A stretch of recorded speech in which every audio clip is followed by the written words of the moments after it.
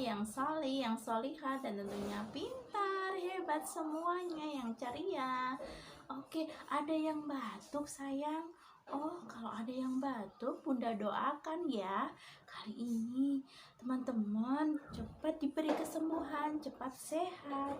Tapi tidak apa-apa, kita berikhtiar membuat obat batuk herbal sendiri di rumah bersama mama dengan bahan jeruk nipis dan madu. Kok pakai jeruk nipis, Bunda? Iya, karena jeruk nipis merupakan antimikroba, membunuh bakteri yang ada di dalam tenggorokan kita.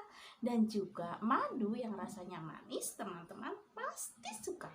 Oke, selamat mencoba teman-teman. Selamat mencoba sayang, anak solih-solihah di rumah. Hebat, ceria, sehat semua ya sayang.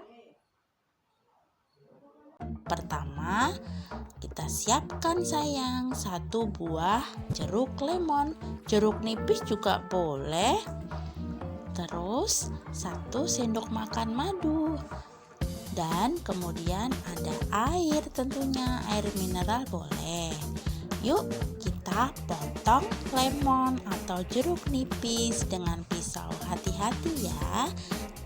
Sayang memotongnya. Kemudian dengan bantuan mama juga kita panaskan air, kita didihkan sebentar.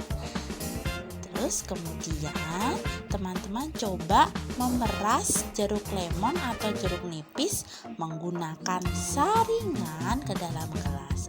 Setelah air mendidih, kita matikan kompor dan kita tuangkan air yang telah mendidih tadi ke dalam perasan jeruk lemon atau jeruk nipis. Dan terakhir kita tambahkan madu deh yang rasanya manis. Oke, anak solih-solihah, sekarang kita aduk sampai rata. Kita larutkan. Alhamdulillah, jadi deh minuman kita. Hai sayang, bagaimana? Sudah melihat video dari Bunda tentang proses membuat obat batuk herbal sendiri? Tentunya kalian nanti bisa mencoba ya bersama mama di rumah.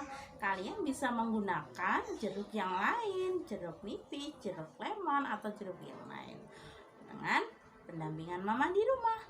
Oke sayang, selamat mencoba.